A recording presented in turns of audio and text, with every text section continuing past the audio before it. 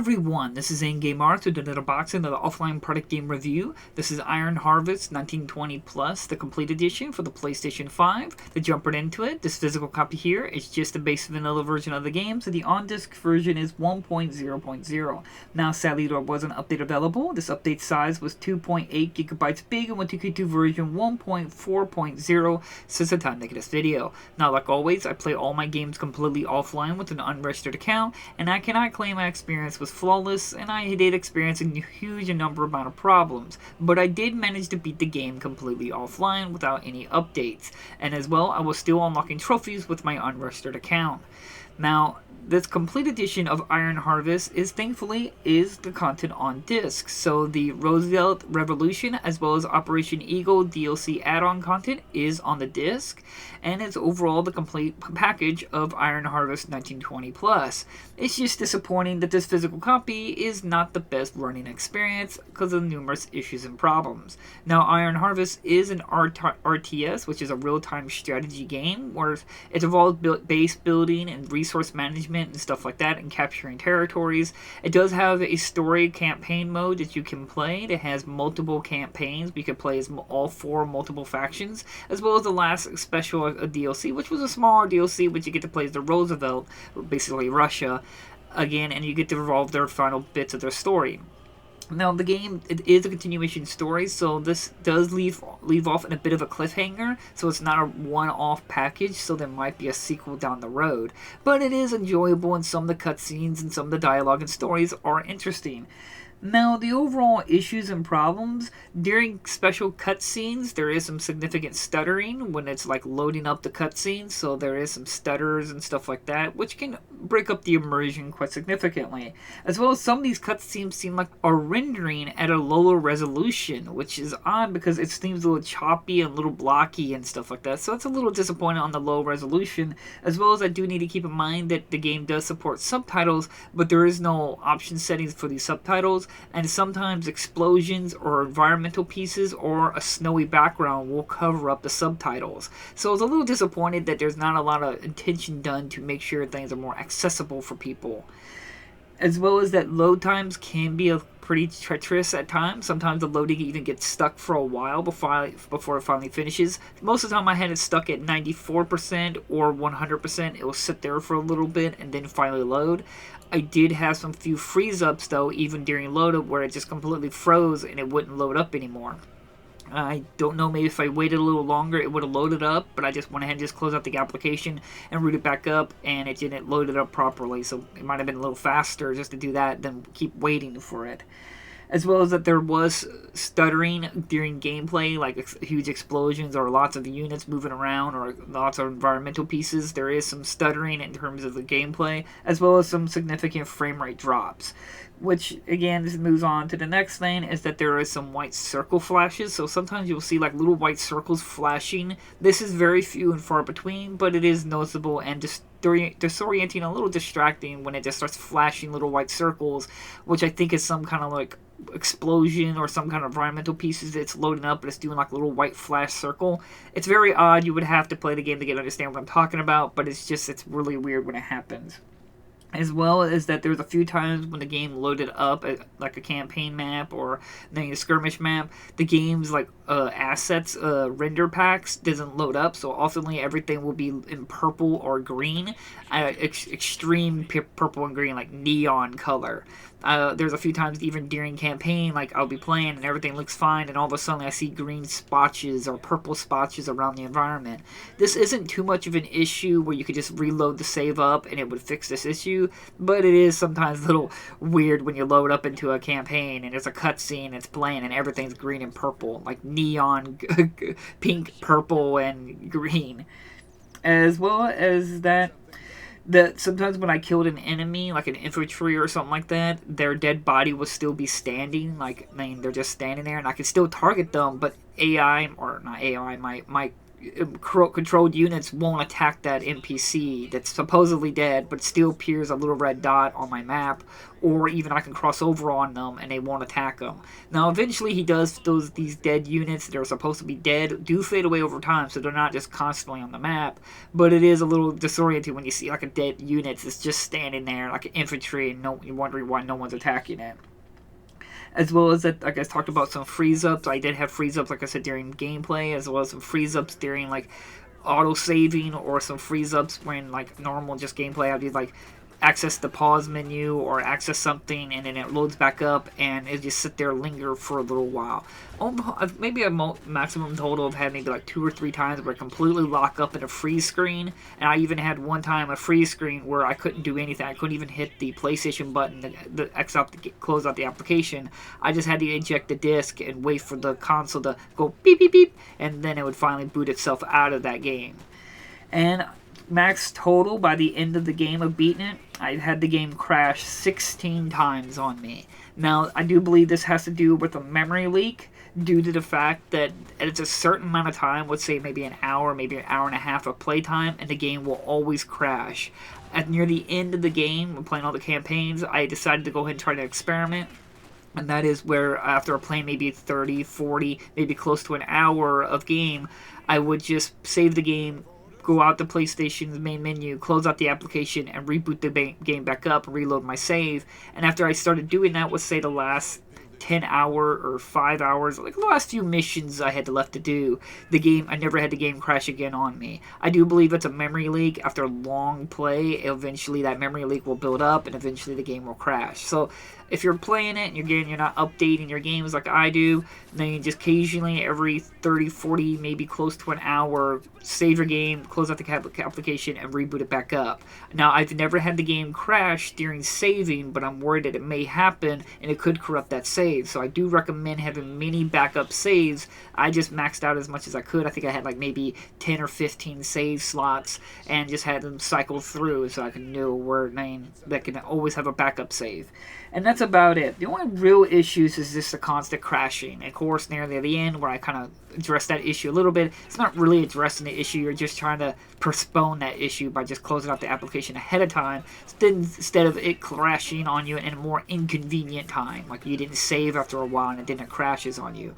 So again, the game is clearly release it now and fix it later mentality. The game clearly was still on its rougher edges, and like I said, the loading up asset issue and frame rate issues and stutterings and stuff like that.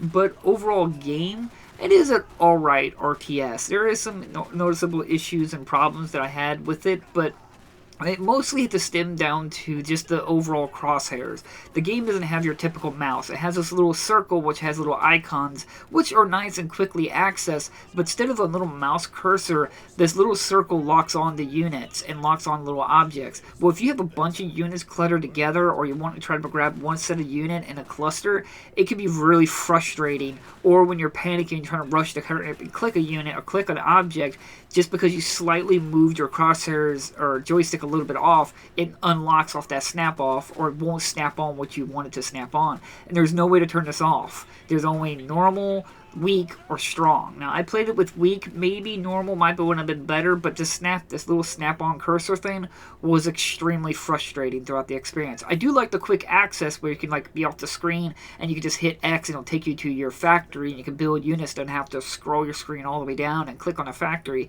And as well as you can hit L1 or R1 and you have a list of units at the bottom of the screen, you can immediately cycle through all your units. There are things that make things a little easier, but that crosshairs was just frustrating. I really wish the game would have provide the option or the ability to disable that snap-on, or just give me the option to have normal crosshairs or a normal mouse cursor. But other than that, I did find the gameplay a bit tedious at times, because, granted, I played the campaign and all the DLC. Things started getting a little stale and a little repetitive in terms of its design. But one thing that really annoyed me was that I could never really invest myself. Like, you have a set amount of units you can build and distribute out in the game, which I don't understand this whole unit limit. Command & Conquer back on PlayStation 1 didn't have unit limits. I don't understand this unit limit process. I've seen this in other RTSs. I really don't like it, but I understand if you had to have a limit of units. I think they should have separated infantry and your mech units into different categories and a population amount, because there were several times I wanted to build up a more strategic basing, but I can only build so many units. And like a turret barracks counts as a unit, laying down a mine counts as a unit, and it counts as one, yes, but it adds up, and when you can't build certain things, or it results to the very end of the game where the game will have you just make sure you just build mechs at the very end, because that's the most powerful and the most affordable. I think the developers were trying to go with this idea of the units are precious, or structures or stuff like that, and it shouldn't be just frivolously built, but it just didn't feel that well for me. It just felt like I was being limited for no reason. I do like the story. I do like the universe. I like this aesthetics of the game. I like the idea of being set in World War One, but a very futuristic and alternate history World War One. It's very well done, and I do like the characters, and I do like the story, and I do like the concept. It's just, again, its a performance is atrocious on PlayStation 5. We see this a lot lately with strategy games or RTSs, or even like same games like XCOM and certain kind of strategy games for consoles. It just gets the low end of the treatment, where it just gets rushed out there and it has lots of bugs and issues, and a lot of the fix it later, release it now, fix it later mentality. It's just frustrating, because I love strategy games. I love RTSs. I just wish the game wasn't so buggy and so broken that it wouldn't constantly crash. Now, granted, I was able to beat it. I was able to sit down and enjoy myself and immerse myself in its universe. It did get a little stale, like I said, doing all the DLC and stuff like that. I got like 40, close to 50 hours of just playing the campaign. And on that note, I do want to point out the game has some severe difficulty spikes. Certain missions are really easy, while the next mission you could do could be really difficult. So I highly recommend that your first time playing the campaign, just play it on easy. It might be a little too easy for somebody who maybe is familiar with RTSs, but I mean, the difficulty spike and difficulty situations and a lot of the trial and error system might ruin your experience, especially in trying to enjoy the story. So I highly recommend, if you're first time playing this, if you just want to experience the story, play it on easy. Just my personal opinion on this. I have heard some people, the reason why the difficulty spike is so severe at moments is that when they were developing the game and they were altering the unit stats for like PvP or an online play, when they were altering those stats, they were altering those stats in the campaign. Now, when they originally made those campaigns, those stats were different. So let's say you have a unit that has 1,000 HP, and he's supposed to be having that 1,000 HP during this campaign, but later on in the development, they reduced his health down to 500. But while it's fine in PvP because it's more balanced, for a campaign, you made the campaign around that unit having 1,000 HP, and you didn't really nerf the campaign because you've already built the campaign. So it can make those campaign missions way more difficult, because the campaign's expecting that unit to have 1,000 HP, and now he's been nerfed down to 500. It's just an example. I'm not saying that's directly something that's in the game, but it's just an example of that difficulty spike where the game was designed with one thing in mind, but it's been altered later on. And so I just highly recommend your first time playing through, play it on easy.